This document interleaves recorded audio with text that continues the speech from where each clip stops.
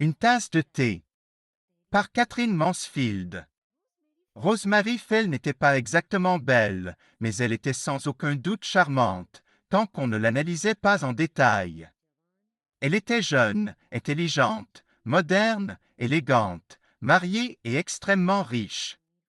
Ses goûts littéraires étaient surprenants, et ses réceptions attiraient d'importantes figures de la haute société et des artistes excentriques, dont beaucoup étaient ses propres découvertes.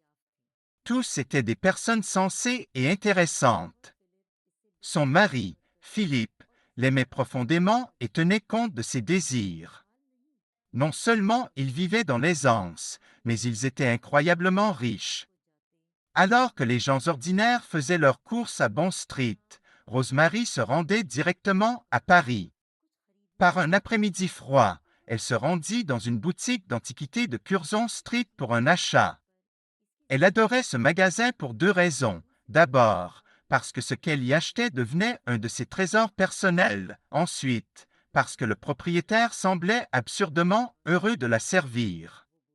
Lorsqu'elle entra, ses yeux s'illuminèrent. « Madame, dit-il chaleureusement, je suis passionnément attaché à mes objets. Je ne les vends pas à des gens qui ne les apprécient pas, qui manquent de sensibilité, si rare de nos jours. » Sous un velours bleu, il sortit une petite boîte carrée et la posa sur le comptoir. C'était une exquise boîte en émail, comme si elle avait été nappée de crème et cuite au four. Sur le couvercle, un minuscule personnage se tenait sous un arbre chargé de fleurs, tandis qu'un personnage encore plus petit s'y accrochait dans une étreinte ornée de guirlandes. Un petit chapeau pendait d'un pétale, un ruban vers rehausser la beauté, et un nuage rose flottait comme un ange au-dessus de leur tête. Rosemary ôta ses gants, ce qu'elle faisait toujours avant de toucher ce genre d'objet, et tomba amoureuse de la boîte, l'ouvrant et la fermant, perdue dans son charme. « Regardez les fleurs sur la robe de la figurine, » chuchota le propriétaire. « Charmant. » Acquiesça-t-elle. « Mais combien? » Après une brève pause, il murmura. 28 guinées, madame. 28 guinées. Rosemary reposa la boîte et commença à remettre ses gants. Même pour elle, le prix était élevé. Distraitement, elle observa une théière rebondie et dit « Très bien, gardez-la-moi. Je reviendrai. » L'antiquaire s'inclina, comme si c'était une affaire d'honneur. Peut-être la garderait-il pour toujours. Dehors, il faisait froid, il pleuvait et il faisait sombre. Les réverbères diffusaient une lumière mélancolique, comme s'ils ressentaient de la tristesse. Les gens se hâtaient sous leurs parapluies. Rosemary porta une main à sa poitrine, désirant que la petite boîte soit déjà à elle. Sa voiture était proche, mais elle hésita, comme si elle regardait depuis un endroit vers les instants désagréables de la vie. Soudain, une jeune femme mince, aux cheveux sombres, apparut devant elle, sanglotant. « Madame, puis-je vous parler? »« À moi. » Rosemary se retourna. La jeune femme avait à peu près son âge, de grands yeux, le teint pâle, l'air fatigué, serrant le col de son manteau contre le froid. « Je voudrais de l'argent pour une tasse de thé, madame. »« Une tasse de thé. » La voix était simple, sérieuse, pas celle d'une mendiante. Rosemary demanda « Vous n'avez pas d'argent? »« Non, madame. » Comme c'est extraordinaire, pensa Rosemary dans l'obscurité. La jeune femme la fixait. Tout à coup, une image de Dostoïevski lui vint à l'esprit. Pourquoi ne pas l'emmener chez elle? Ce serait exaltant. Elle pourrait raconter à ses amis qu'elle l'avait recueilli, imaginer leur surprise. « Venez chez moi. Nous prendrons le thé ensemble. » La jeune femme ouvrit la bouche de stupeur et recula, comme si elle avait oublié de frissonner. Rosemary lui toucha la main et sourit. « Oui, je suis sérieuse. »« Pourquoi ne viendriez-vous pas? »« Ma voiture est là. »« Vous ne m'emmènerez pas au commissariat, madame? »« Au commissariat, fit Rosemary en riant. « Je ne suis pas cruelle. » Je veux que vous vous réchauffiez et que vous me racontiez votre histoire. Une personne affamée se laisse facilement convaincre. Le laquais ouvrit la porte et elles glissèrent dans l'obscurité. Rosemary ressentit un soudain triomphe. Elle observa la jeune femme, sa prisonnière désormais, et pensa, enfin, jetée.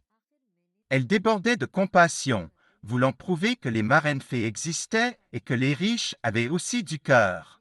« N'ayez pas peur, dit-elle soudain. Nous sommes deux femmes.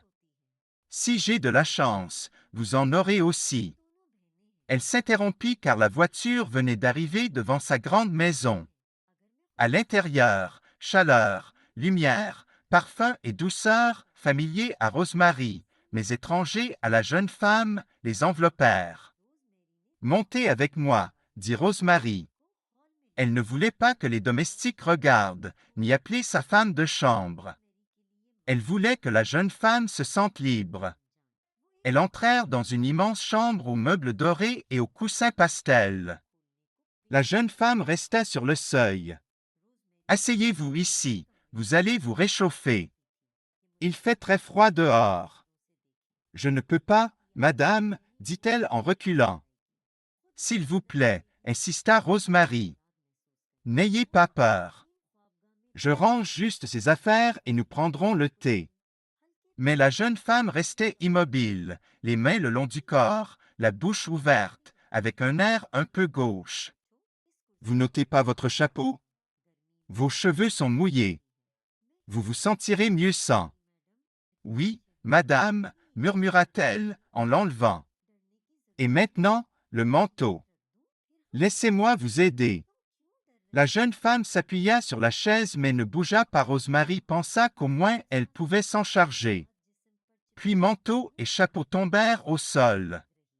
Rosemary allait chercher des cigarettes lorsque la jeune femme dit « Pardonnez-moi, madame, mais si je ne mange pas quelque chose tout de suite, je vais m'évanouir. »« Mon Dieu, fit Rosemary en tirant la sonnette. Du thé, vite. Et un peu de cognac. »« Pas de cognac, » cria la jeune femme. « Je n'en ai jamais bu, seulement du thé, madame. » Et elle se mit à pleurer. Ce fut un moment intense et fascinant. Rosemary s'agenouilla près d'elle. « Ne pleurez pas, pauvre petite. » Elle lui tendit un mouchoir, émue au point de presque ne plus pouvoir parler. Elle la serra contre elle comme un oisillon. La réserve de la jeune femme se dissipa, elle oublia qui elle était, ne se souvenant que de leur condition commune de femme. « Ce n'est pas possible, » pensa Rosemary. « Je ne peux pas le supporter. Je dois faire quelque chose. »« Vous n'avez rien à faire, » dit-elle. « Je m'occuperai de tout. Ne pleurez plus. Quelle chance que nous nous soyons rencontrés. Nous prendrons le thé, vous me raconterez votre histoire et je ferai le nécessaire. » La jeune femme cessa de pleurer. Rosemary servit le thé, des sandwichs, du pain, du beurre. Chaque fois que la tasse se vidait, elle la remplissait de thé, de crème et de sucre. La nourriture fit des merveilles.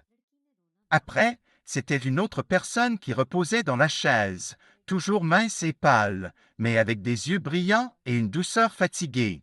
« Quand avez-vous mangé pour la dernière fois ?» demanda doucement Rosemary. La poignée de la porte tourna. « Je peux entrer ?» C'était Philippe.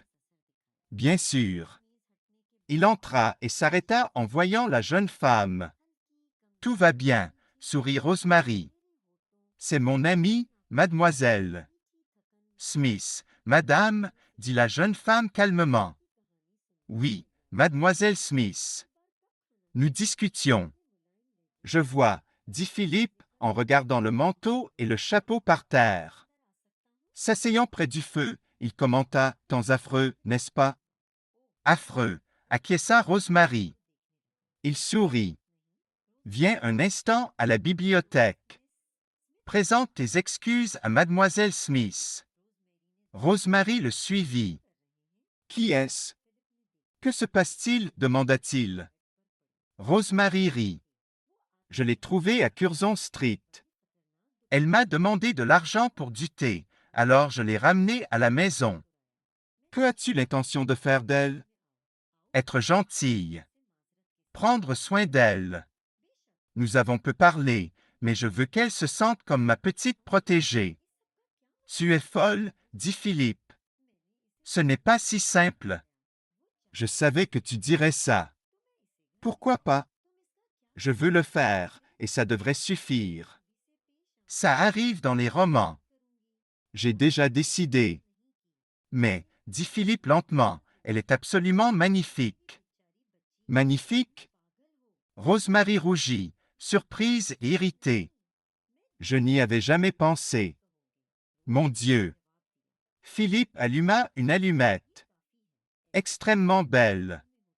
Depuis que je suis entré, je n'ai pas pu détacher mes yeux d'elle. Tu te trompes. Pardonne-moi si je suis abrupte. Mademoiselle Smith dînera avec nous. J'aimerais voir The Millionaire's Gazette.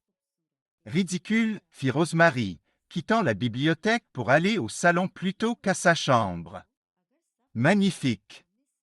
Extrêmement belle. Son cœur battait fort.